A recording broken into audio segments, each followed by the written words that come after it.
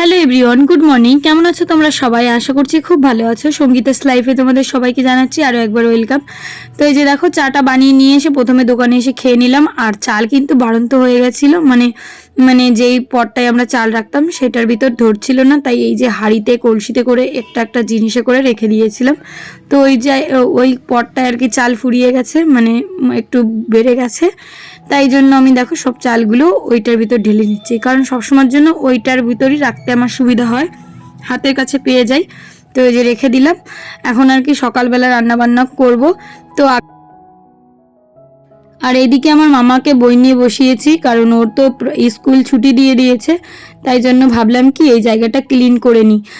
তো ওকে ওইদিকে বই পড়াচ্ছি আর সকালবেলা রান্না করলাম সিদ্ধ ভাত, কারণ ওই সকালবেলা যদি এখন বেশি কিছু রান্না করতে যাই তাহলে এই কাজগুলো করতে পারবো না। তো এই যে উপরে যে চটটা, মানে কি যে পেপারটা নাছানো আছে না, সেটা হচ্ছে প্লাস্টিকের।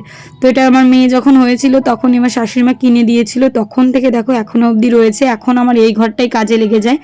এই যে এই খাটটার উপর একটা তোষক মতো পেতে ওইখানে আর কি ওইটা দিয়ে দিয়েছি। তো এখানে পরিষ্কার করলাম, একটু গুছিয়ে রাখলাম। আর মেয়েটাকে এদিকে পড়া ধরছি যে ও কী পড়ছে না পড়ছে, কারণ স্কুলের দিদিমণির কাছ থেকে আমি সব কিছু ফোন করে জেনে নিয়েছি, মানে কি করাতে হবে, কারণ ও না এসে বলতে পারেনি। এই হচ্ছে ব্যাপার। তো বন্ধুরা, মেয়েটাকে নিয়ে বই নিয়ে বসেছি, আর তার ভিতর সিদ্ধ ভাত রান্না করলাম। এখন আমি ওই যে বাসন কটা মাজবো, খাটটা গোছালাম, উনুনটা লেবো, ছাইটা ফেললাম। তো ঘর বাড়ি তো সব সকালে কোরানো হয়ে গেছে, এখন কটা সিদ্ধ ভাত খাবো। তার আগে ভাবলাম বাসনগুলো মেজে কাজটা কমপ্লিট করে রাখি। তো দেখতে থাকো আজকের ব্লগটা।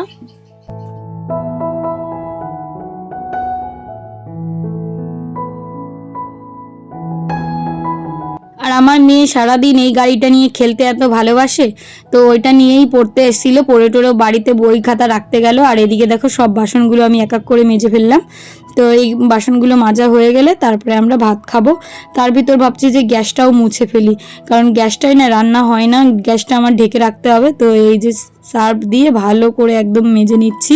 তো আর এই নিচে না একদিন একটু তরকারি রান্না করেছিলাম, সেটা পড়ে গেছিলো, তো আমি দেখতে পারিনি, এই মুছতে গিয়ে দেখলাম। তো এই দেখো সুন্দর করে একদম সার্ফ দিয়ে মুছেছি, তো একদম ক্লিন হয়ে গেছে, পুরো একদম নতুনের মতো। দাঁড়াও মুছে নিই, তারপরে দেখাচ্ছি।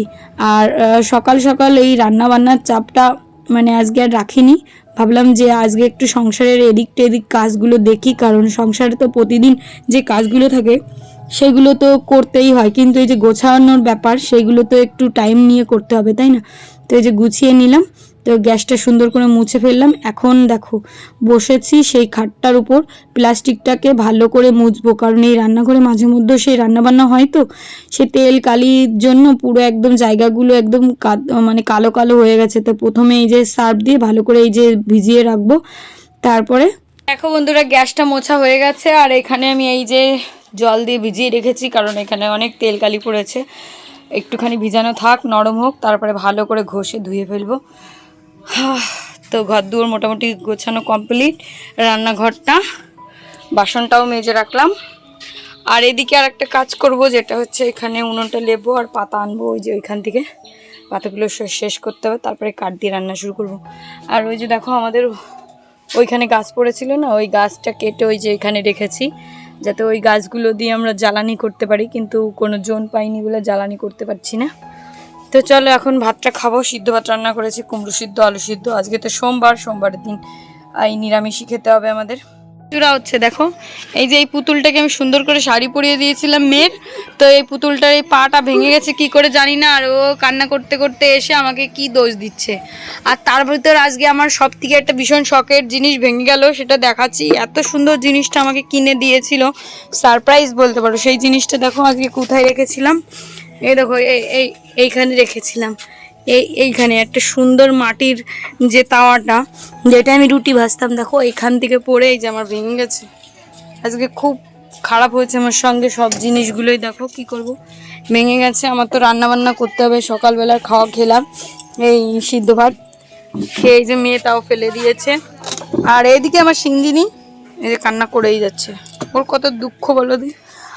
আর এই যে দেখো সেই চারাটা আমি এখানে ফেলেছি, আর রোদের যা তাপ, আমার আজকে মাথাটা কাজ করছে না। এই যে দেখো চারাটা ভেঙে ফেলে দিয়েছি, দেখো শখের একটা জিনিস আমার বর আমাকে কিনে দিয়েছিল, সেটাও আজকে থাকলো না। আর মেয়েটার পুতুলটাও ভেঙে গেল, আর আমার নামে দোষ দিচ্ছে।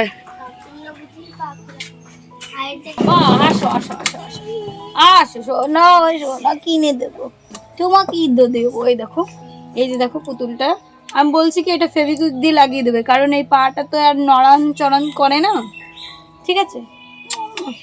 তারপর যখন একটা মেলায় যাবো তোমাকে কিনে দেবো, মেলা থাকলেই। তো বন্ধুরা, এটা মুখটা খোলো। তো মেয়েটাকে এই পুতুলটা আমি এই যে ফেভিকুইক দিয়ে জুড়িয়ে দিচ্ছি, এর ভিতর দিয়েছি কাঠি আর একটুখানি হচ্ছে কি যেন, তাও আমার মেয়ে কাটছে কেন বলো তো? পেপার। ও ভাবছে কি এই পুতুলটা যদি আমি ঠিক করে দিই তাহলে যদি কি না, ভালোই করছিল। সিঞ্জিনি এরকম সমানে কেঁদেই যাচ্ছে, যাক আমি একটু মিউট করে দিলাম, না হলে ওর কান্না তোমাদেরও শুনতে ভালো লাগবে না। কেঁদেই যাচ্ছে, কি আর করব। মেয়েটার পুতুলটাকে আমি আজকে সুন্দর করে শাড়ি পরিয়ে দিয়েছিলাম, তখনই কেমন ভেঙে গেছে। আমার সেই শাড়ি খুলে আমাকে বলল, মা তুমি কি করেছো, এই যে ভেঙে দিয়েছো, আমার পুতুল কিনে দাও। তো যাই হোক, পুতুলটা তো আমার মোটামুটি এই যে দেখো জুড়িয়ে দিয়েছি, তবুও বলছে নেবে না। আর তার ভিতর আমার এই ফ্ল্যাক্সের মগটার মুখটা একদম ফেটে গেছিলো, 2 ভাগ হয়ে গেছিলো, এইভাবে করে রেখে তারপরে জোড়াতে হচ্ছিল। তো আজকে ফেভিকুইক দিয়ে ফাইনালি এটাকেও জুড়িয়ে দিলাম। আর তার জন্য মেয়েটার দিকে বলছি, তোর জন্যই সম্ভব হয়েছে বাবা, তোর পুতুলটা ভেঙেছে তার জন্যই কিন্তু পেরেছি। আর আমার একটা শখের জিনিস সেটা ভেঙে গেল, কি বলবো, আমার ভীষণ দুঃখ লেগেছে। ওটা আমার হাজব্যান্ড আমাকে না জানিয়ে কিনে দিয়েছিল। ও আবার সংসারের জিনিস কিছু কিনতে বোঝে না, কিন্তু ওই জিনিসটা কিনে দিয়েছিল। আজকে হঠাৎ করে মানে ওইখান থেকে একাই পড়ে পুরো ভেঙে গেল। মানে এতটা দুঃখ লাগছে, একবার কি দুবার রুটি করে খেয়েছি এই উনুনে বসে, তারপর আর করা হয়নি। 2-1 জন আমার কাছ থেকে নিয়েও ছিল রুটি করার জন্য। তো দুঃখ লাগছে, কি বলো তো, শখের একটা জিনিস হাজবেন্ড বিশেষ করে কোনো দিনও সংসারের জিনিস কেনে না, সেই মানুষটা কিনে দিয়েছে আর ওটা ভেঙে গেল, এই জন্য আরও বেশি দুঃখ লাগছে। চলো, ওই দেখো ছাই ফেলে এখন আমি উনুনটাকে লেপে নিচ্ছি, দুপুরবেলা রান্না যেহেতু করব, তো তাই জন্য আর কি সব কিছু রেডি করে নিচ্ছি। আজকে যেহেতু সোমবার, তো সোমবারের দিন নিরামিষ খাই। আর আমার ব্লগটা দিতে একটু লেট হয়ে গেল, কারণ আমি একটু ব্যস্ত ছিলাম, ঝামেলার ভিতর পড়েছিলাম, সেটা আমি তোমাদের পরের ব্লগে শেয়ার করব। আর এদিকে দেখো ভাজি করেছি কুমড়ো, আর এখানে ভাত বসিয়েছি, আর এইখানে রান্না করছি সয়াবিনের তরকারি, আর এখানে হচ্ছে আমের টক রান্না করব। তো সকালবেলা সিদ্ধ ভাত খেয়েছিলাম, মানে এমনি নর্মাল সিদ্ধ, আর এখন এগুলোই করছি আর কি। রান্নাবান্নাটা তোমাদের সঙ্গে একটু শেয়ার করতে পারলাম না, কারণ আমি ঘড়ির কাঁটার সঙ্গে পাল্লা দিয়ে পারছি না। ওই এখন বাজে 2টো, কখন তোমাদের ভালো করে সেটিং করে রান্না করা দেখাবো, তার থেকে চলো রান্নাটা করে নিই। বুঝতেই পারছো কি কি রান্না করছি, সয়াবিনের তরকারি, তো সিম্পল রান্না, নিরামিষের দিন কি আবার করবো বলো। তো চলো ঝটপট করি, তারপর লাস্ট ফাইনাল লুক তোমাদের দেখাচ্ছি। তার জন্য অপেক্ষা করছিস? তো দেখো বন্ধুরা, আমরা কিন্তু ভীষণ খুশি, আমরা একটা জিনিস জানতে পেরেছি, যার জন্য আমরা ভীষণ এক্সাইটেড হয়ে আছি। দেখো রাস্তার পাশে দাঁড়িয়ে আছি, সিঞ্জিনিকে বলছিলাম, তো সিঞ্জিনি কথা কি বলে শোনা যায় না, ওই জন্য আমি মিউট করে দিলাম, আমিই বলে দিই। তো এই যে দেখো বাস থেকে কে নামবে বলো তো, তাই দেখাবো। তো প্রথমে আর কি বাসটা আসবে, তাই জন্য আমরা অপেক্ষা করে দাঁড়িয়ে আছি সেই। তো এই বাসটাই করেই মনে হয় আসবে, দেখি ভিডিও ক্যামেরা অন করে তো দাঁড়িয়ে আছি, দেখি কে নামে, তোমাদেরও দেখাবো, তোমরা কি বুঝতে পারছো কে আসবে। তো এই যে দেখো বাসটায় কেউ নামলো না, এত দুঃখ লাগছে যে বললো যে আসবে, আমরা আধা ঘন্টা ধরে এখানে লেট করলাম, তারপরে এই যে পরে আরও 15 মিনিট পরে এই বাসটা আসলো। তো আমি পরপর তুলেছি, তো এইখানে দেখো নেমেছে কারা, দেখ তাকাই দেখ, বলো জীবন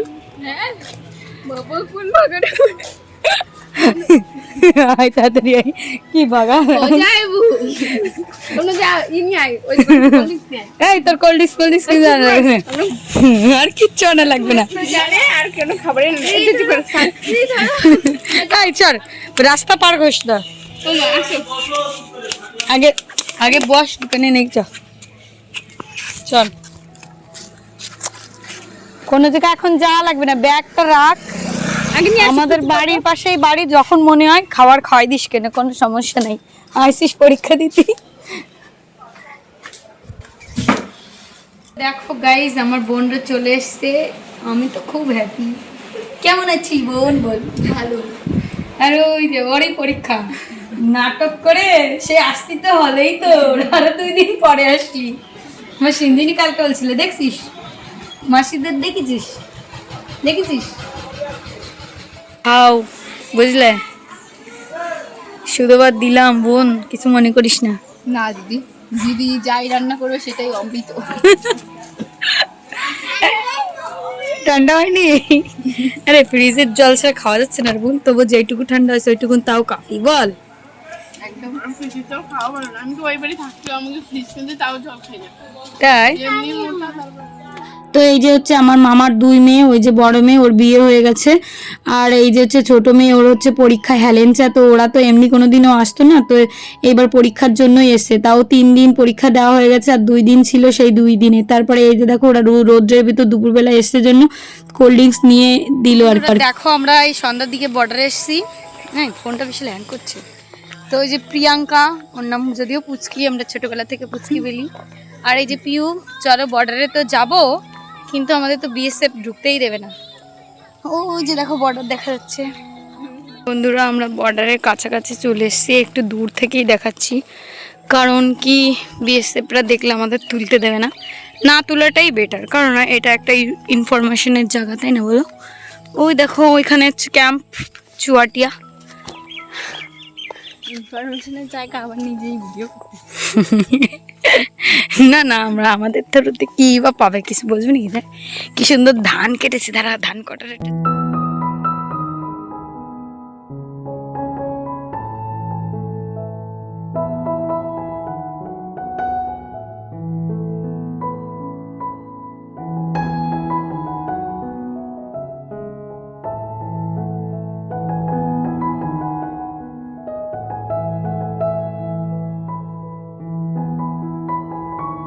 আর মাঠের সব ধান কিন্তু পেকে গেছে। তো বর্ডারে এসে তো পুলিশ আমাদের বকলো যে তোমরা এখন কেন এসছো, বাড়িতে চলে যাও। পুলিশের ধাওয়া খেয়ে বাড়িতে চলে আসতে হলো, মানে ধাওয়া না, ওরা আর কি বলছিল।